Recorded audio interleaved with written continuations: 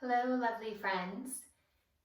In this video, we are going to look at the different ways to practice bridge pose to strengthen the entire back line of the body, but especially the hamstrings and the glutes. And just a little note, but I often will say in my classes that we are yoga rebels because strengthening the glutes, contrary to what you might call modern classical yoga practice, was typically discouraged, right?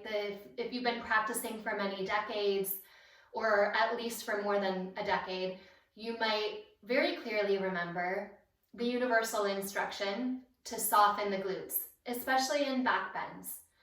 And fortunately for us, modern movement science, including physical therapists and other geniuses of movement, would tell us the exact opposite. We actually need the strength of our glutes and the backs of our legs to help us with the stability, to walk. The glutes even help to lift the chest upward when we are standing. So all forms of stability are supported by that back line of the body. So if you're just learning this and realizing that perhaps you have injury at your low back due to years of softening your glutes, I urge you to start slowly with your practices. And the first way to do that would be to come onto your back, bend your knees, place your feet flat onto the ground, and we'll go into a bridge pose, but rather than rolling up and down, I'm going to teach us a hinging bridge. So you'll press your hands into the ground, and you'll inhale and lift up into a bridge pose. Press through your feet, exhale here, and soften back down. So that's just a little bit of a warm-up, but you'll press through your feet, rise back up, and feel that the press through your feet helps to lift your hips up. Let your tailbone lead the action, so the tailbone releases to lower you onto your back again. And one more time, you'll lift yourself up. Now, in this bridge pose, you're not pushing your hips all the way up to the sky. You're allowing your hips to be more or less level with your knees all the way to your shoulders in that long sloping line. And then you'll deepen the action at the pelvis by drawing your tailbone a little forward and a little bit up toward the sky so that you release your low back, take any scrunchiness out of your low back, and send the strength into the hips and the backs of the thighs. Take a breath or two here, and then lower yourself down. If that's hard enough, I urge you to continue practicing this way in a bridge pose, hinging up and lowering back down.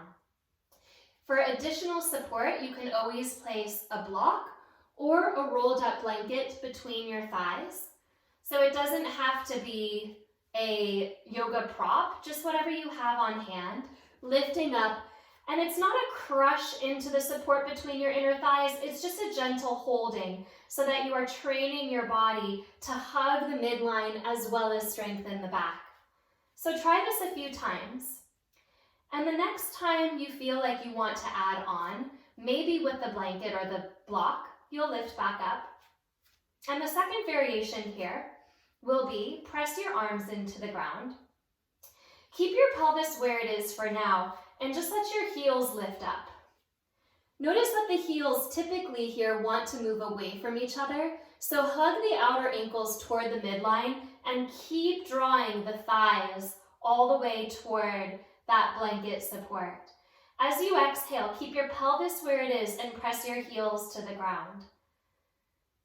Now on this next one, we'll allow the pelvis to rise as you pick up your heels. The hips will lift with the feet.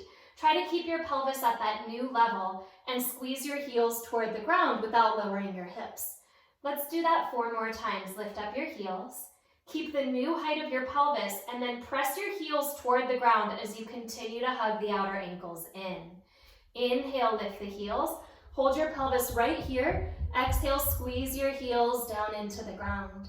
Couple more. Inhale, lift up. Squeeze the outer ankles, narrow the inner thighs, press your heels down. One more time, lift up. As you exhale, hold your pelvis at its highest point, so there's a resisting upward through your glutes as your heels press down. And then you'll rest. Maybe that will continue to be your practice for a little while until you feel like that's manageable.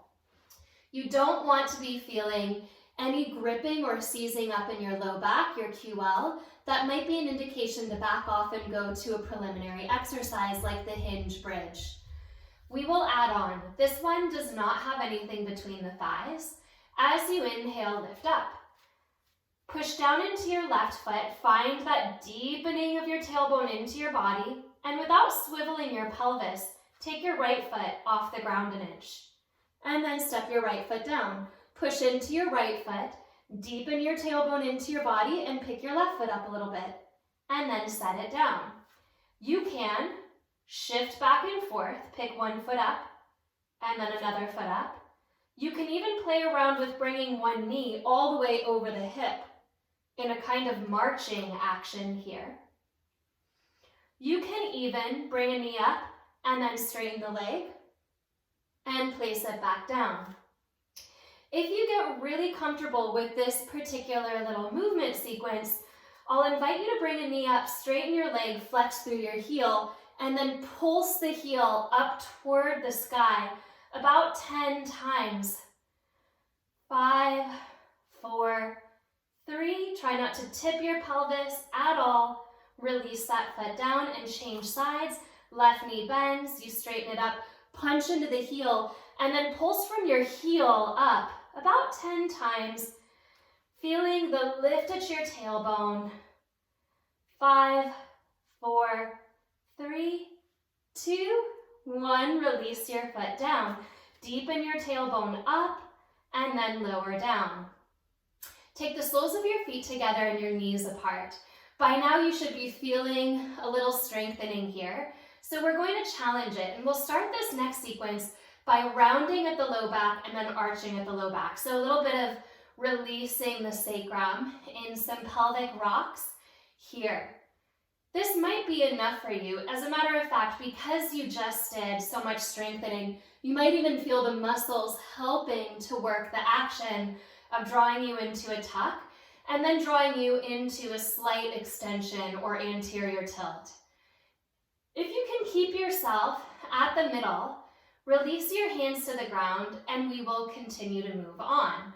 Press down into the pinky edges of your feet and lift your hips up into a knee-wide bridge pose.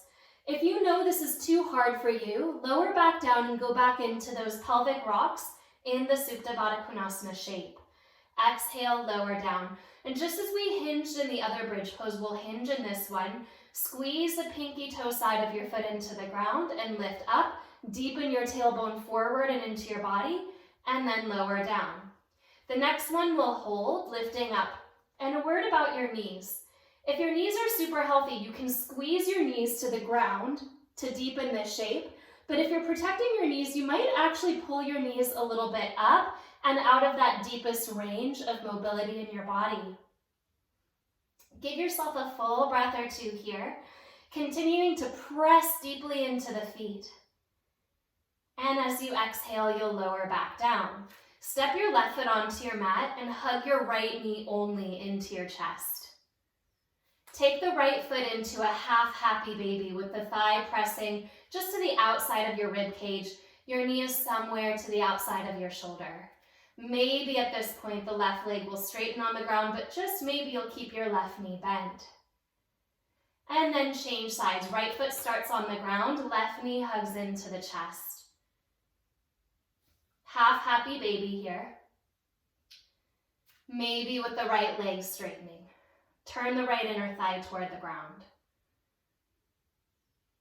The last and the most challenging exercise we will do here will require a little bit of a setup.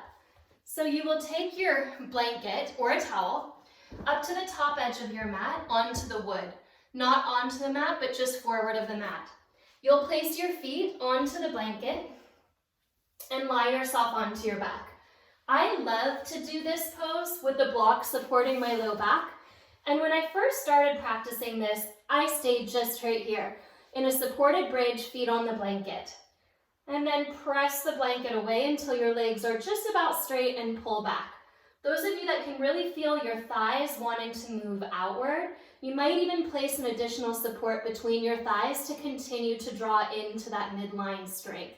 So pressing out and pulling back in. If you've done this a few times and you want to practice without the block, you'll pause in your bridge pose with your feet on the blanket and maybe have your hands to the sides of your hips and press your feet forward 2 to 3 inches and then pull back. Press forward a couple of inches, pull back. So you have a little bit of support with your hands bracing your hips, but not that much.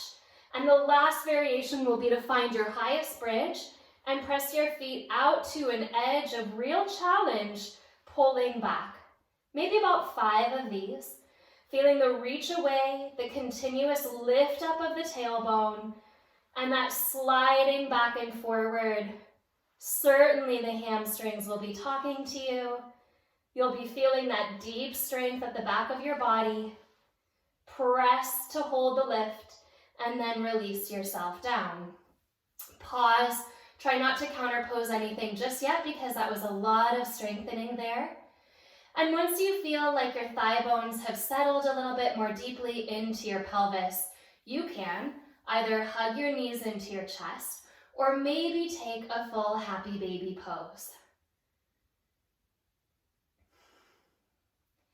There are many more exercises that use the pelvic ability to rotate or to translate side to side.